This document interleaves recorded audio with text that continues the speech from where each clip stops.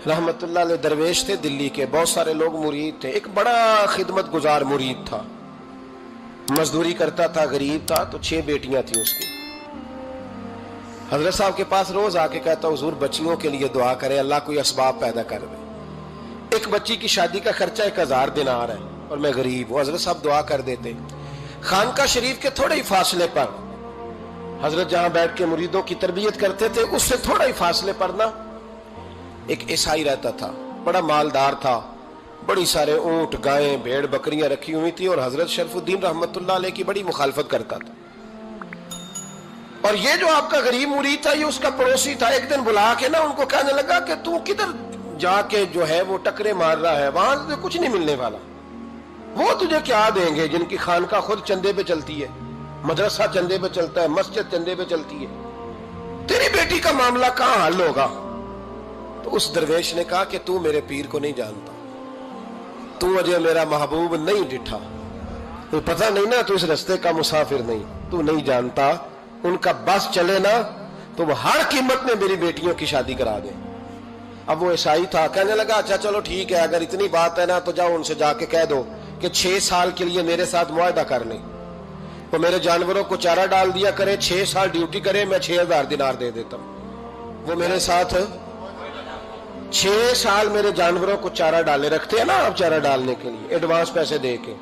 अब तो लोग उन्हें भी गुलाम ही बना लेते हैं, बड़ी थोड़ी तनख्वाह देते हैं, जुल्म करते हैं, पूरा मुआवजा नहीं देते। हजरत शेख शरफुद्दीन के बारे में वो कहने लगा, जब अपने पीर से जाके कह के मेरे जानवरों को 6 साल चारा डाले, मैं 6000 दे देता हूं, तू जो कहता है हर कीमत पे जाने को तैयार है। उसने जब ये बात की तो मुरीद ने नाराज हो गया, वो लड़ाई हो गई, गिरबान पकड़ लिया, झगड़ा हुआ, बात बड़ी दूर गई। इस तरह की बात करता मेरे हजरत के बारे में, तेरे जैसे कई मैं वहां काम पे रखा दूं। जब वो बड़ी बहस हुई, बात मोहल्ले में, इलाके में फैल गई, दुनिया ने सुन ली, तो शेख शरफुद्दीन तक भी पहुंच गई। इस तरह झगड़ा हुआ है। लोग सो गए इशा की नमाज के बाद। हजरत साहब ने ना सर पे कपड़ा लिया, उस ईसाई के दरवाजे पे दस्तक दी, वो बाहर आया, फरमाने लगे लोग तो सोच समझ के मुलाजम रखते हैं, तूने भी तो सोच ही लिया होगा, तभी तो मुझे ऑफर की है। तू अपनी ऑफर पे कायम है? वाकई मुझे रख लेगा और 6000 दिनार दे देगा? कहने लगा जा बाबा काम कर अपना। फरमाया नहीं, तूने इतने लोगों में बात की, इतनी बहस हुई, तो कायम है? कहने लगा मैं तो कायम हूं, पर आपने नहीं कायम रहना।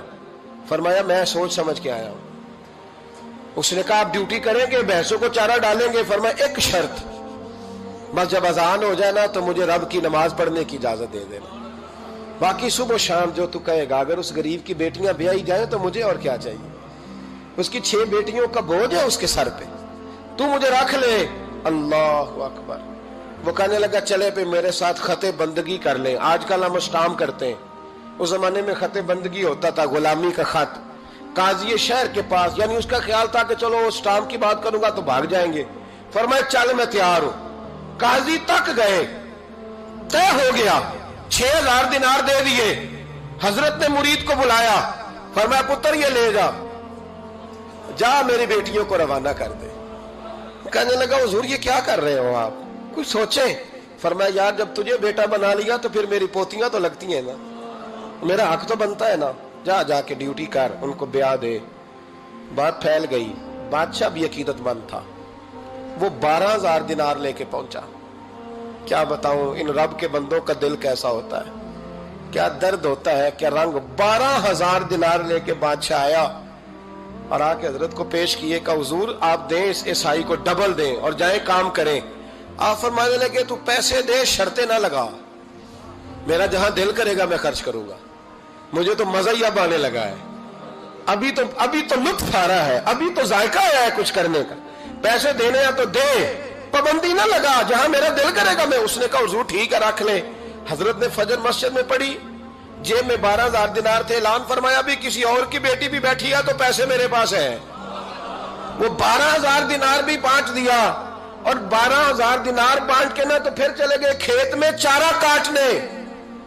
उस ईसाई को किसी ने बतलाया कि उनके पास तो 12000 आया है, पर तुझसे जान नहीं छुड़ाई उन्होंने, वादा ये हुआ था कि 6 देंगे तो जाएंगे, जब तक देंगे नहीं तेरे घर में काम करेंगे। वो ना चारा काट रहे थे, हजरत साहब तो वहां पहुंच गया, दूर जाके खड़ा हो गया, कहने लगा बाबा پہلے تو میں نے مسلمانوں کے اخلاق سنے تھے، اب تو میں نے دیکھ بھی لیے، پر یہ بتا جب 12,000 آیا تھا جان کیوں نہیں چھڑائی؟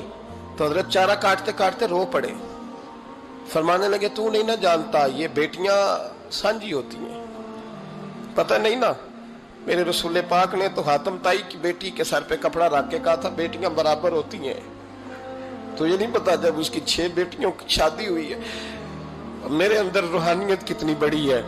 فرمایا پھر 12,000 آیا ہے تو 2-4 بچیاں پھر گئی ہیں، تو یہ نہیں پتا میں اندر سے راضی کتنا ہوں، میں تیری نوکری کرتا رہوں گا، پتہ نہیں اللہ کتنی بیٹیوں کو بیاہ دے گا۔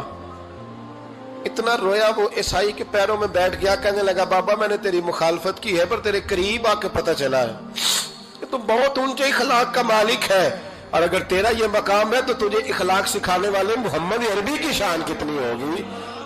ظالم کی بولیے جاتے نہیں لوگ جھوٹے گواہ بن کے، وکیل صاحب کو نہیں پتا ہوتا کہ یہ بندہ مجرم ہے جو میرے پاس آیا، کیا مجرموں کے وکیل نہیں ہوتے؟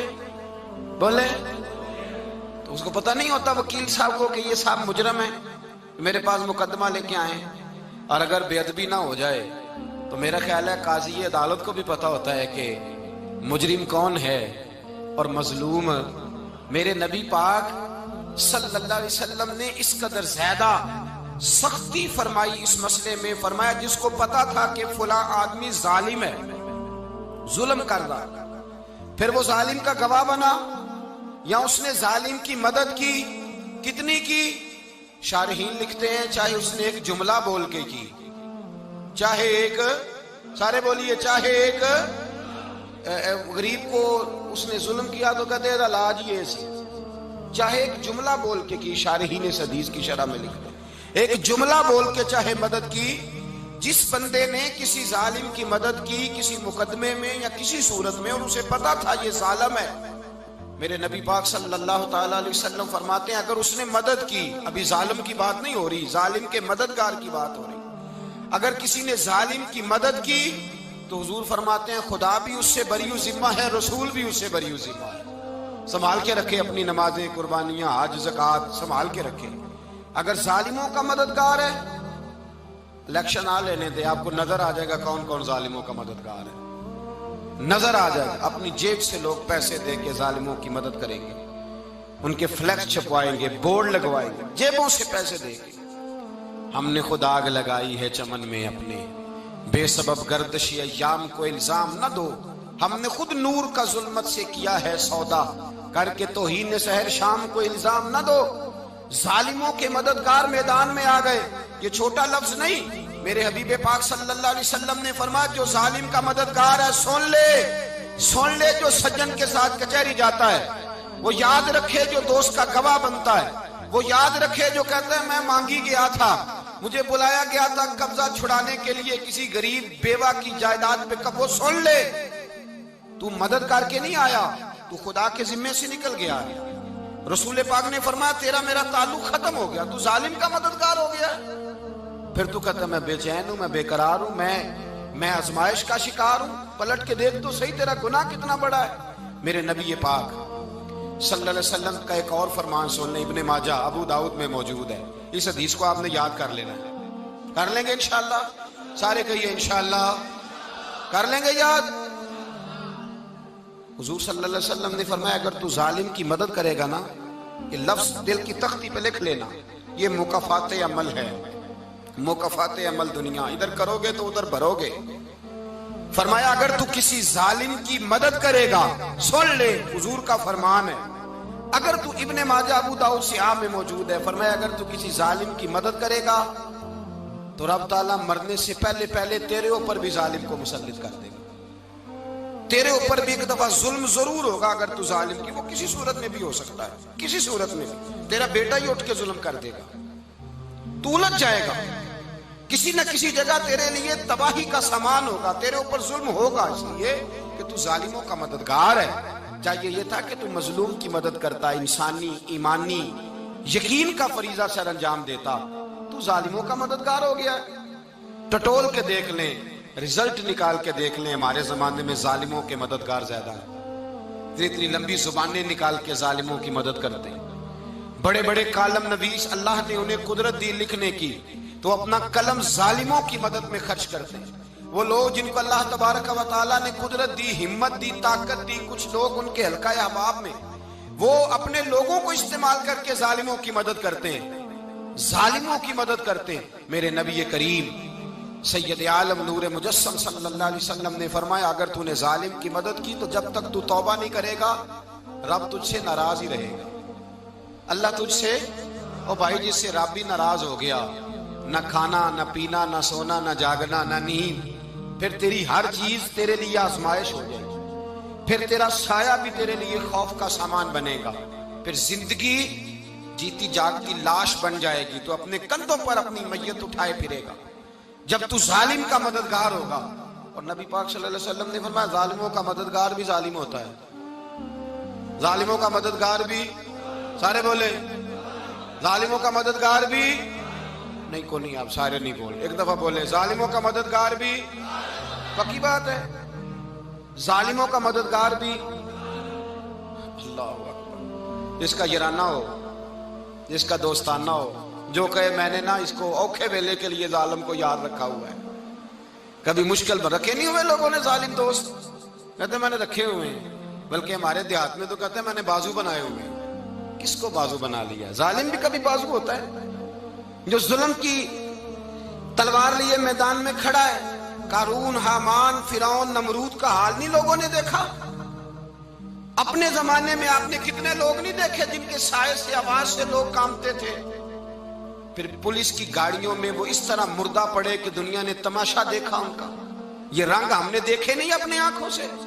فرمایا ظالم کا مددگار بھی، جو کار میں بٹھا کے لے کے گیا وہ بھی ظالم، جس نے چائے پلائی وہ بھی، جس شخص نے کھانا کھلایا وہ بھی، جو کچہری تک ساتھ گیا وہ بھی، جس نے فلیکس کے نیچے، بڑے شرابی کے نیچے چھوٹی اپنی فوٹو لگائی وہ بھی، جو ووٹ کی پرچی ڈالنے گیا وہ بھی۔ کہہ دینا باہر نکل کے کہ حضرت صاحب نے سیاسی تقریر کی ہے، کہہ دینا، پر بات تو سچی ہے نا۔ خو کرے ہم تو سے تھوڑا سا گلا بھی سن لے، خو کرے ہم تو سے تھوڑا سا بھی گلا۔ امام مالک کے پاس ایک بندہ آیا، اس نے کہا حضور میں درزی ہوں، ایک ظالم بادشاہ مجھ سے کپڑے سلواتا ہے، میں تو ظالموں کا مددگار نہیں نا۔ ایک ظالم بادشاہ مجھ سے، حضور میں تو مددگار نہیں نا ظالموں کا، جو فرمایا ظالموں کا مددگار بھی ظالم ہوتا ہے، تو کپڑے لے کے آتا ہے میں سی کے دے دیتا ہوں، ذمہ داری نہیں۔ یہ ایک آدمی دکاندار ہے، اس سے کوئی بندہ چیز خریدنے آئے گا تو تھوڑی کہے گا میں نے نہیں دینی، تو دے گا۔ کوئی بندہ اگر کسی شخص سے کوئی کام کہتا ہے جو اس کی فیلڈ ہے، اس کا شعبہ ہے، اس کا معاش کا وہ سلسلہ ہے، کہتے ہیں یا رسول اللہ صلی اللہ علیہ وسلم ظالموں کا مددگار بھی ظالم، حضور نے فرما دیا۔ تو امام مالک سے بندے نے مسئلہ پوچھا، دل کی تختی پہ لکھنے والی باتیں ہیں، کہا حضور میں درزی ہوں، ظالم کپڑے سلواتے ہیں، میں تو مددگار نہیں نا۔